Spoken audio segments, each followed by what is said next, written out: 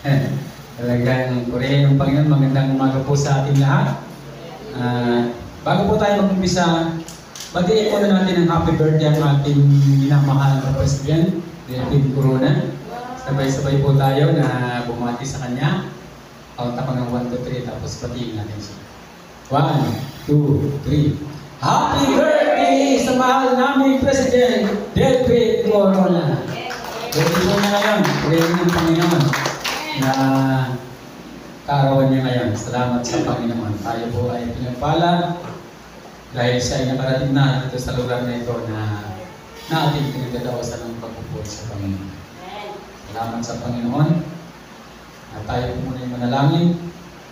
Father God, salamat Panginoon sa umaga ito na kami pinag-iipon mo sa iyong bahay-simbahan, Panginoon, upang makapag-aral ng salita, Panginoon. Bigyan mo, Lord, ng katalinuhan ng bawat anak mo, Panginoon, narito. Tulungan mo kami, Panginoon, maunawaan namin ang lahat na yung gustong ipahatid sa amin, Panginoon, sa umaga ito. Lord, pagpalain mo ang mga salita sa umaga ito, Panginoon, ito ay maging lakas at buhay sa amin, Panginoon.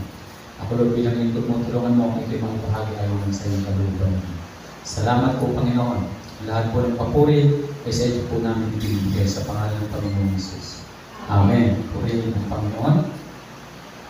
Sabi nga talagang dapat po tayo ay patuloy. Napakaganda ng misaya kanina sa Sunday School. Kaya medyo talagang yung oras natin ay medyo talagang nabitin ng konti. So wala na. So purihin ng Panginoon. Salamat sa kanyang mga salita. Ang ating pag-aaralan ngayon ay palatandaan at pinili ka ng Diyos. May mga palatandaan po. Ano ba yung mga palatandaan na pinili ka ng Panginoon? Pero bago po tayo mag-umpisa ay gusto ko lang muna panoorin yung isang video.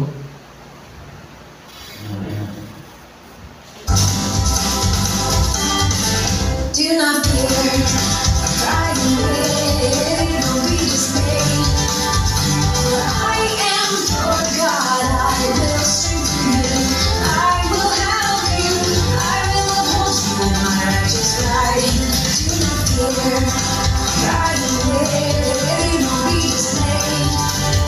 For I am your God, I will strengthen you, I will help you, I will uphold you with my righteous right. Yan po yung isang lugar na napakaraming mga truck at sila nakatambay. Hindi na nakita yung hindi na nakita yung pamaganto na talagang naka-stranded lahat. Pero yung isa na yun ay talagang patuloy. At talagang inahon niya yung pinakabundok na ang dami naka-stranded doon na hindi nakaakyat, pero siya po ay nakaakyat. So sa atin po, pag tayo pinili ng Panginoon, doon po natin malalaman na tayo pinili ng Panginoon. Kasi pag tayo pinili ng Panginoon, tayo po ay tuloy-tuloy. Pero pag tayo po ay pinili, maaari po tayong mamahinga at hindi tayo tuloy-tuloy na maglilingkod sa Panginoon. May pagkakaiba po ang pinili ng Panginoon at ang pinili. Pag pinilit lang, pilit na pilit po yan. Talagang napakahirap po. Pero pag ikaw ay pinili ng Panginoon, masaya sa iyong kalooban at ano man yung pinagdadaanan mo, tuloy-tuloy ka sa paglilingkod sa Panginoon. Pag pinili tayo ng Panginoon, sabi nito, pinili kita bilang lingkod ko, akin na. So pag pinili ka ng Panginoon bilang lingkod niya, hindi naman ang Panginoon nagsasabi na pinili kita pero walang pangako. Kaya pag pinili ka ng Panginoon at sasabihin mo, mayroong pinagagawa ang Panginoon, pinili ako ng Panginoon pero walang direksyon, pinilit ka lang yan. Hindi ka pinili. Kasi ang pangako ng Panginoon, may pangako ang Panginoon. Ang sabi ng Panginoon kay Abraham sa Genesis chapter 12 verse 1. Ang sabi niya roon, sinabi ni Yahweh kay Abraham, lisanin mo ang iyong bayan, ang tahanan ng iyong ama at mga kamag-anak at pumunta ka sa bayan ituturo ko sa iyo. So nung pinili ng Panginoon si Abraham, sabi niya, lisanin mo ang iyong bayan at pumunta ka doon sa bayan na ituturo ko sa iyo. Ba hindi sinabi ng Panginoon na pinili kita pero walang direksyon. Ginagayad ka ng Panginoon pag ikaw ay pinili ng Panginoon. Hindi pwedeng walang kang patutunguhan. Mayroong direksyon at mayroong ka talagang tiyak na patutunguhan pag pinili ka ng Panginoon. Ngunit ang sabi ng Panginoon dyan, sinabi ni Yahweh kay Abraham, lisanin mo ang iyong bayan ang tahanan ng iyong ama at mga kamag-anak at pumunta ka sa bayang ituturo ko sa iyo. Lisanin mo. Ano ba yung mga dati nating kaugalian? Ano ba yung dati nating ginagawa? Dapat po ito ay hindi na natin pinahalaga. Kumbaga, tinatanggal na natin. Ang patuloy natin gagawin ay yung tinuturo ng Panginoon. Kaya sabi ng Panginoong Hesus, walang propeta na kinikilala sa sariling tahanan at sa sariling bayan. Kinikilala lang ng propeta sa kahit saang lugar, hindi lang sa kanyang tahanan at sa kanyang bayan. Kasi ng panahon noon, mga kapatid ng Panginoong Hesus, hindi naniniwala sa kanya. Kaya sabi ng Panginoon, dumating yung kanyang mga kapatid, sabi ng kanyang mga alagad, Guro, yung mga kapatid mo at yung ina ay nasa labas. Sabi ng Panginoon, itinuro yung kanyang mga alagad, sila ang aking mga kapatid at ang aking ina, yung sumusunod sa kalooban ng Panginoon. So, ano ba yung meron tayo dati sa ating sa ating bilang tao? Yun po yun po pinapaiwanan ng Panginoon sa atin. At tayo mapunta doon sa pangako ng Panginoon. At ano ba yung pangako ng Panginoon sa atin? Lahat po ng pangako ng Panginoon nakasulat sa kanyang salita. At ito po dapat yung ating ginagawa. Ito po dapat na yung ating susundan. Hindi na yung dati natin ginagawa. Nung pangakuan niya si Abraham, nung siya ay pinili ng Panginoon, lumisan siya doon. Kahit napakaganda ng katayuan niya ron, may pera na rin siya, may mga tauhan. Pero nung pangako ng Panginoon sa kanya, nung sabihin ng Panginoon, iwanan mo itong iyong lugar. Iniwan po ng Panginoon. Sabi ko nga, nung ako umalis sa Taytay, talagang iniwan ko yung Taytay. Hindi ko akalain na dito ako dadalhin ng Panginoon. Sabi ko nga, si Pastora ayaw niya dito kami mag-anos. Gusto niya talaga doon sa Taytay. Sabi ko, doon tayo sa Puerto. Kasi mga bata ka na nag-aaral sa college. Walang ibang course doon kasi sa Taytay. Kundi, yung business lang. Wala kang mapapagpilian. Sabi ko sa Puerto tayo, ngunit hindi pa rin siya, ayaw niya. Dumaan yung malaking baha. Inanod yung kalahati ng bahay namin kasama yung gamit sa bakery. Naanod lahat. So nagpasalamat ako sa Panginoon. Dahil hindi na siya makakontra kasi naanod na yung bahay na naiwan yung kalahati.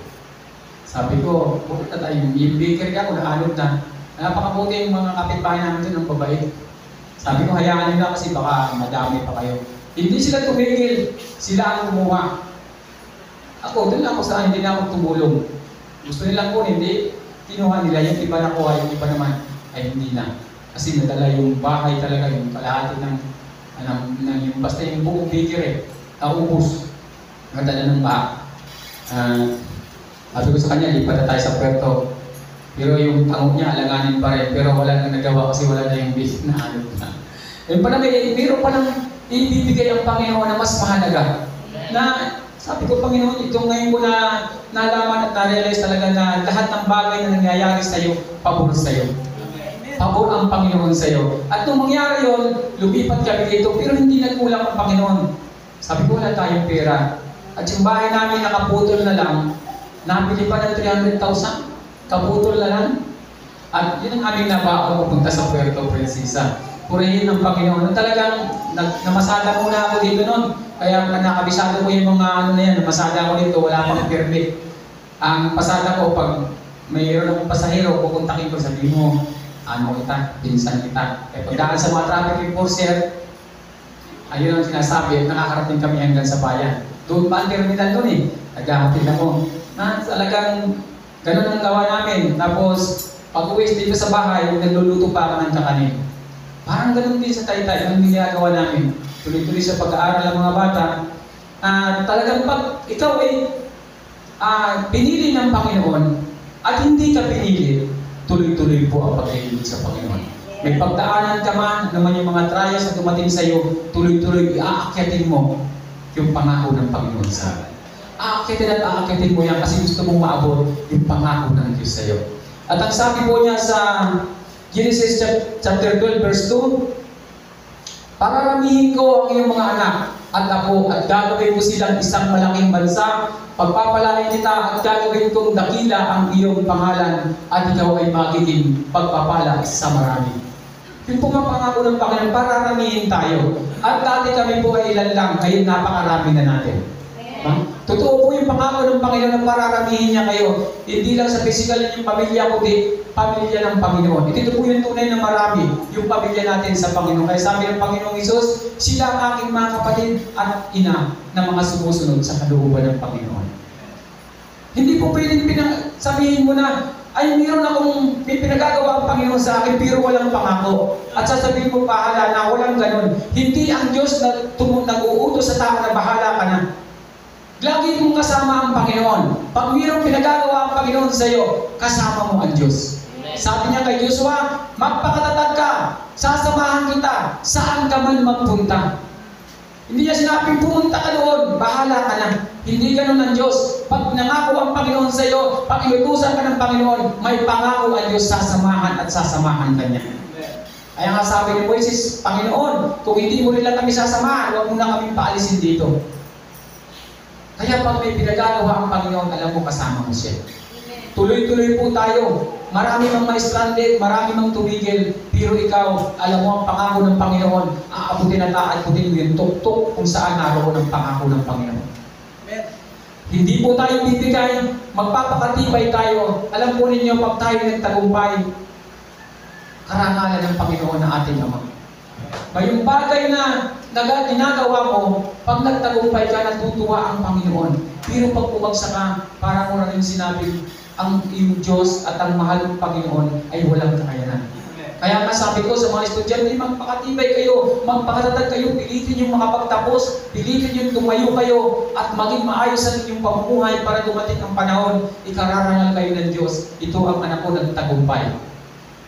Sa ating pong lakbayan sa mundo ito, yung tagumpay natin, tagumpay ng Panginoon, natutuwa po siya, lalo kanyang pagpapalaki. Kaya nga sabi ng Panginoon, ang wala ay kukunan pa, ngunit yung meron ay higit pang bibigyan.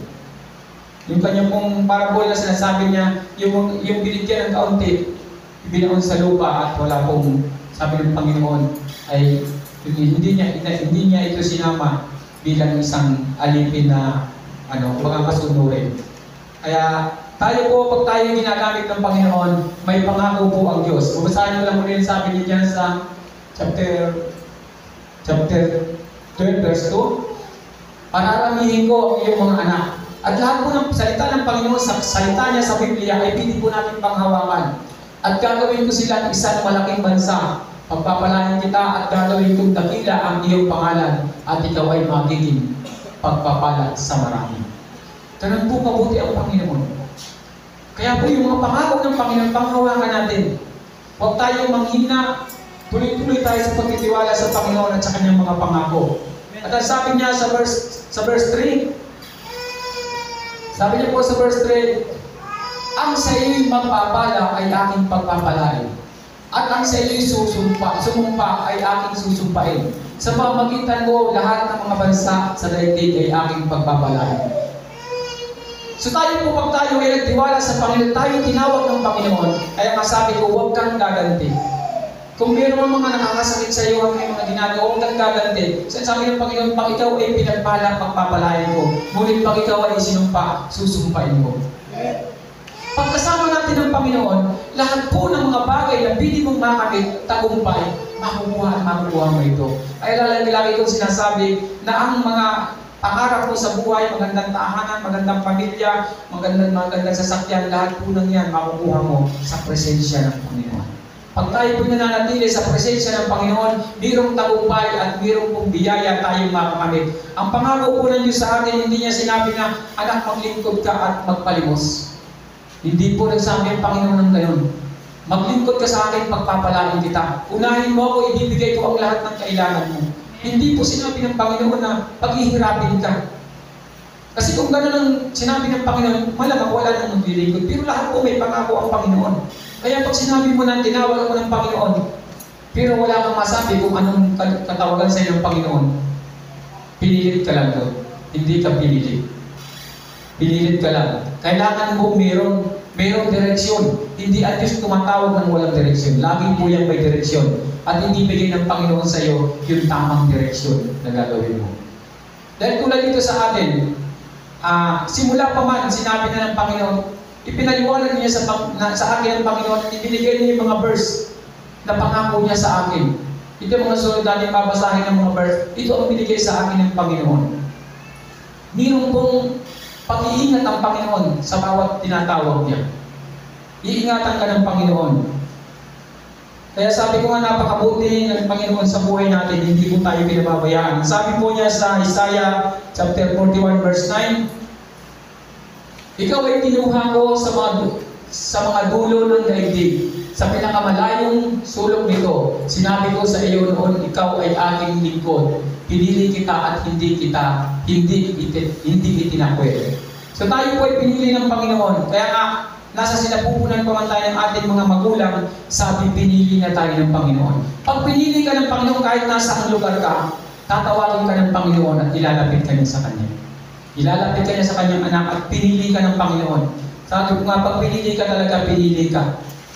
Marami kami karanasan, pastora, na talagang sumisimplang kami para pumunta sa isang gawain. At kami po pumupunta sa gawain, wala kaming budget na binibigay ng church sa amin. Sarili namin, kami ang kumukuha ng sasakyan, mahiraman namin ng sasakyan. Nakahiram pa kami minsan ng sasakyan na yung motor ko kasi naka-sidecar, tinatamad ako magtanggal, nanghiram na lang ako dun sa kaibigan ko. Yung palang motor niya, tinalin lang ng guma yung gasolin niya doon. Nung ahuli na kami, biglang naputol. Matras, sabi ko sa kay Pastora, talon, sabi kong talon, di man ako nakalingon. Yung pala, nandun na siya sa malayo, naiwan pala. Nakatalon na pala, nakatayo. Nakangiti pa ako, so ako na sumimplang kasi di ko na kaya umaatras na yung motor, tinumba ko na lang. Pero konti lang naman yung gasgas sa tuhod. Tuloy pa rin, tinalo niyo yung guma. Tuloy pa rin kasi ang iniisip ko, may mga tao naghihintay doon. Tuloy pa rin kami. Nung pagdating namin doon, sabi niya, ang naulan-ulan, sabi niya, medyo napunan kayo. Bumalik kami, halos gabi na. At pag-alis namin doon, ang daming pinapadala, kamuti, saging, kung ano-ano, sabi namin, hindi na po namin nagdadala. Pero talagang pinagpipilitan pa rin. Pero ganun yung puso, pag ikaw ay tinawag ng Panginoon. Mayroon ka man pinagdaanan, bilib naman ako sa kay Pastora pagdating sa pananampalataya. Talagang kuyan, talagang nandun yung kaya sabi ko, napakabuti ng Panginoon. Talagang, mayroon naman ako dong pinsan na talagang, pag naghiram ako ng sasakyan niya, hindi niya ako pinapahiram ng sasakyan niya na ang gusto niya, pag ako naghiram, ipagdadrive niya ako. Tapos sagot pa niya ang gas. Bilib ako sa pinsan ko na yun. Niya, minsan mahirap yung daan. Ipagdadrive na lang kita. May mga tao na talaga na ginagamit ng Panginoon. Kaya ang laki nun, pag nasa likod niya ako, talagang kahit umulan, hindi ako tatamaan ng ulan. Kaya pag may mga lakad ako na medyo alanganin yung mga area, yung mga lugar, siya yung sinasama ko. Kasi pag sinama mo siya, libre na yung gas, libre pa yung motor, libre pa yung driver, pakakainin ka pa niya. Ganon siya, ganon pag sinabi ko, minsan, samahan mo ako, may gawain. Pero hindi yung Kristiyano, Catholic yun. Samahan mo ako doon. Kaya sige. Pag nagsige yun, alam ko na, magpapagas na yun. Ayos na, tapos pag kami kakain siya, magbabayad. Pero talagang Panginoon, hindi ka nagkukulang talaga. Pag sumusunod tayo sa Panginoon, may ginagamit po ang Diyos. May ginagamit ang Panginoon. Hindi talaga magpapabaya ang Panginoon. Kaya pag may katawagan sa iyo, Panginoon, pag pinili ka ng Panginoon, magpasalamat ka na. Dahil hindi lang ikaw ang pagpapalain, pati ang buo mong sambahayan. Sabi ni Pastora Kaina, 1,000 saling lahi, pagpapalain, sakop ng pagpapala mula sa Panginoon pag tayo po'y naglilingkod sa Diyos. At alam po ninyo, ang kapangyarihan natin ay nanggagaling lang sa pananalangin. Yung pananalangin po yung nagdadala ng kapangyarihan. Kaya nga, mag-uumpisa na ako ng pananalangin ng Saturday, kasi Saturday lang wala tayong pananalangin eh. Mag-uumpisa ako ng Saturday ng pananalangin pero sa umaga. Kaya alam ko maramang walang masyado makaka-attend. Pero okay lang. Pero mag-uumpisa na ako ng Saturday ng umaga pananalangin. Uumpisa ako ng alas 6. Pero yung hindi makaka-attend, 6 to 7 lang naman ito. Yung hindi makaka-attend, okay lang naman. Kahit ako lang muna. Pero pag may mga time kayo, kasi nakikita ko na mayroon pang butas. Yun lang kasi yung butas eh. Yung Saturday. Kasi pag linggo may gawain tayo, Lunes, Martes, may Pulis, Bibis, Biyernes. Pagdating ng Saturday, parang nakahang. Walang prayer. Na may butas na pwedeng mapasukan. Kaya sabi ko, Panginoon, ikukumpleto na namin. Papasukin na namin yung Saturday. Na Pero salamat sa Panginoon na talagang yun po yung kapangyarihan na pwede natin panghawakan. Na tayo po ay magkakaroon ng lakas sa pamamagitan ng ating pananalangin. At sabi po sa Genesis chapter 12 verse 2, sa verse 2, Isaiah chapter 41 verse 10 pala, sabi niya, ako isa sa iyo, huwag kang matakot. Ako ang iyong Diyos. Hindi ka dapat mangamba. Palalakasin kita at tutulungan. Iingatan at ililigtas. Yan po ang tinanggap kong pangako ng Panginoon sa akin nung ako po ay maglingkod sa Kanya. Biyak po ako ng gabi. Sinulat ko yung verse na yan, binigay ng Panginoon. Panginoon, ako ba talaga ay tinawag ng Panginoon? At nung binigay niya sa akin yan, nung binasa ko yan, sabi niya, ako isa sa iyo, huwag kang matatakot. Ako ang iyong Diyos, hindi ka dapat mangamba. Palalakasin kita at tutulungan kita. Iingatan at ililigtas. Kaya nung ako'y magkaroon ng sakit, magkaroon ng karamdaman sa aking tuhod at kamay, hindi po ako nangamba. Dahil sabi ng Panginoon niya, pangako niya, binitawan niya sa akin bago pumala ko talaga naging totally full-time pastor. Ibinigay niya ng Panginoon ang salita niya kung paano niya ako ingatan, kung paano niya ako puproteksyonan. Kaya hindi ako nangamba kahit ako nagkaroon ng karamdaman na gano'n. Sabi ko, alam ko, pagagalingin ako ng Panginoon. May mga pagpapala po ang Panginoon sa atin na hindi po basta-basta ibinibigay sa ordinaryong tao. Pero pag tayo malapit sa Panginoon, matatanggap at matatanggap po natin yan. Yan po ang pangako ng Panginoon. Kaya nasabi ko, pag tayo pinili ng Panginoon at tayo hindi pinilit, tayo po ay pagpapala matatanggap. Marami pong pagpapala ang matatanggap ng Panginoon na natin mula sa Panginoon. At isang araw may nangyari sa akin noon, naalala ko doon kami sa Taytay doon. Hindi ko maubos isipin na yung aking mga maglalakot ng pandesal ay mayroong yung pandesal nila kinuha sa kanila. Pumunta sa akin yung bata. Sabi niya, kuya, yung pandesal ko kinuha kasi sa akin, ako raw yung sa akin daw sila bumili ng pandesal. Pero hindi naman sa akin, yung pala sa kabila, doon pala sa bayaw ko bumili. Akala niya maglalako ko ang bilihan niya na sabi niya, dalhin ko sa bahay, hindi daw dinala. So, nagkamali pala siya, nag-sorry din sa akin. Pero, nakapagbanggit na kasi ako, mga Panginoon na ang bahala. After 2 weeks, namatay yung tao na kumuha ng pandesal. So, yung sabi, Panginoon, ganun ba yung kapangyarihan ng iyong mga anak na talagang, kaya nandun yung, hindi ka nagsasalita, pero sabi ka ng Panginoon, ako ang gaganti. Kaya sabi ko, mahirap pag yung mga anak ng Diyos na talagang totally sa kanyang umaasa na binigyan mo, pinag-isipan mo ng hindi magaganda kasi sabi ng Panginoon, kung anong gagawin sa iyo, siya kung gagawin sa kanila. Kung pagpapalain ka, pagpapalain ko sila. Pero kung isusumpa ko sila. Kasi pagkala ka ng Panginoon at mayroong umapi sa iyo at umiyak ka sa Panginoon, pag pinakinggan ka ng Panginoon, kawawa ang tao. Kaya po hindi ka dapat matakot sa paglilingkod mo sa Panginoon. Kung may mga pinagdaanan ka man, kung mayroon mang gustong umapi sa iyo, kung ano mang dapat mga tao na hindi ka nagugustuhan, huwag ka lang sa kanilang papatol. Amen. Sa Panginoon ka umasa. Amen. Iingatan at iingatan ka ng Panginoon. Ang sabi po niya sa verse 3, yung mga sa verse 11, binigay ng Panginoon sa akin. Sabi niya sa Isaiah 41 verse 11,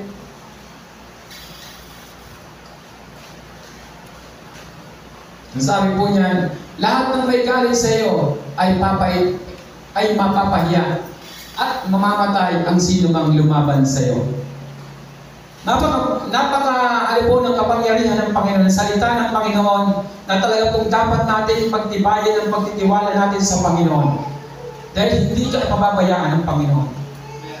Hindi ka niya itatatwa, hindi ka niya talaga bibitawan, lagi ka niyang iingatan. Amen. Salamat sa salita ng Panginoon. Alam ko, tayong lahat, kung tayo po ay mayroong katawagan, tinawag tayo ng Panginoon, magtiwala ka lang sa Diyos, may protection ka sa Panginoon. Tuloy-tuloy po tayo sa paglilingkod sa Panginoon. May pagdaanan ka man, hindi po yan dahilan. Pag tayo po ay tuloy-tuloy at lilingkod sa Panginoon, hindi niya tayo pababayaan. Kung titignan po niyo si Apostol Pablo, kung sa pinagdaanan lang, mas matindi pinagdaanan niya. Halos sa Biblia, sa mga kwento, si Pablo po ay, kumbaga yung kanyang mga daliri o mga kamay ay maaaring pilay-pilay na kasi sa bugbog na kanyang pinagdadaanan. Kahit saan siya pumunta, binubugbog siya. Kinukulong siya. Nilalatigo siya. Duguan ang likod, nakagapos sa mga kamay, nagpupuri sa Diyos. Patuloy pa rin nagpupuri sa Panginoon. Nakakamit yung tagumpay. Sa buhay po natin, sabi ko nga sa Panginoon, napakasarap maglingkod sa Panginoon kasi itakwil ka man ang mundo, kahit mga kasamahan mo, kahit mga mahal mo sa buhay o kahit sino pa man, hindi ka iiwanan ng Diyos. Iwanan ka man ng mga kamag-anak mo o kahit sino pa man, pero ang lagi kong sasabihin sa inyo, kailanman hindi kayo iiwan ng Panginoon. Siya po yung tunay natin nakampi. Siya po yung tunay natin kasama. Siya yung tunay natin tagapagtanggol. Siya yung tunay natin mapangahawakan yung kanyang mga salita na pwede natin pong i-treasure sa ating mga buhay. Kaya pag tayo po naglingkod sa Panginoon, ituto natin, huwag tayong mag-alinlangan, huwag tayong mag-alala sa mga pangailangan natin sa araw-araw. Kaya sabi ko, Lord, salamat dahil bukas ay Monday, mag-lead out na ako ng extension natin. Salamat sa Panginoon kasi kailangan po natin umakbang, kailangan natin gawin. Kasi pag hindi natin takbangan, yun makikita ng Panginoon pag umakbang tayo, doon bubuhos ang pagpapala galing sa Panginoon. Kung tayo mangamba sa bawat ginagawa natin, pag inuna mo ang Panginoon, nandyan po yung blessing na ibibigay ng Diyos sa inyo. Pagtibayin po natin, sabi ko nga, isang araw, magkakaroon po tayo ng tunay na tagumpay. Kaya sabi ko, salamat sa Panginoon dahil ngayong October 22, mag-i-start na tayo dito ng gawain. Sabi ko, Panginoon, salamat. Ang iniisip ko na mapasaya natin yung mga pastor. Nag-isip ako na makabili tayo ng 10 sakong yung 10 kilos. Baka pagdating ng October 22, magpapalain kayo ng Panginoon na makaipon tayo ng, sa akin kasi 2 sako yung bibigay ko. So kahit may makapagbigay sa inyo ng 1 sako, yung 10 kilo lang, na after ng ating gawain may parapol na may 10 pastor na tatanggap ng tag-1 sako ng pinpit lang nila, nagtag-15 kilos. Kasi sabi naman ng Panginoon, pag ikaw ay may naibigay sa lingkod niya, kahit isang malamig na basong tubig, ay hindi ito mawawala ng halaga. So how much more yung 10 kilong bigas? Na 10 kilo, 5 kilo, 5 tagsa 10 doon sa norte at 5 sa south. So, paparapulan natin na doon sa bigit, dito sa amin, yung mga member namin nagbigay ng mga ganitong mga bigas para mapasaya namin kayo. Diba? So, meron silang ibang matatanggap na kumbaga sa paglipat dito sa atin ng gawain, mayroong iba silang maiisip. Sabi ko, Panginoon, pagpalain pa ako, Panginoon, pagpalain para hindi lang yung bigas. Hindi naman tayo magbigay ng gas na may mga 10 pastor tatanggap ng 200, di ba? Hindi naman, di ba? Malaking bagay po sa kanila yon. Kasi kung minsan sila nangungutang pa ng kanilang pamasahe para lang makarating sa gawain ng Panginoon. At sabi ko, Panginoon, pagpalain mo ang iyong mga anak dito sa Bethel. Hindi po tayo mahirap magbigay, dahil alam ko saan tayo magbigay. Kaya pagdating ng October 22, lahat po tayo ay mayroong pagpapala nang sa ganun lahat tayo makapagbibigay, mapapasaya natin sila. Salamat sa Panginoon. Alam ko, kayo lahat pagpapalain ng Panginoon. Baka bago October, dumating na yung mga pagpapala natin inihintay, mas malaking pagpapalang ibibigay natin. Hindi ko na iniisip yung birthday ko. Yung October na iniisip ko. Puri, no, Panginoon. Ay talagang, ito na po na yung mga bigas. Dami na. Dami na. May pera pa. Paparapod pa tayo ng pera, ibibigay natin sa mga pastor. Napakasarap po na tayo po ay makapagbigay sa kanila. Lagi kong sinasabi na mas masarap po magbigay kaysa sa tumangga. Pag tayo pinagbibigay, lalo tayong pagpapalaan ng Panginoon. May pangako po ang Diyos sa atin. Salamat po sa kanyang mga salita. Sana po lalo natin palalimin ang paglilingkod natin sa Panginoon. Kaya may komunyon po tayo. Tayo po muna yung manalangin. Father God, salamat Panginoon sa iyong mga salita sa umagang ito. Pagpalain mo Panginoon ng iyong mga anak na puri, Lord. Ang lahat po ng iyong mga salita. Bigyan mo po ito Panginoon ng kapangyarihan sa iyong mga anak. Ang maraming pangalan ng Panginoon Jesus. Amen.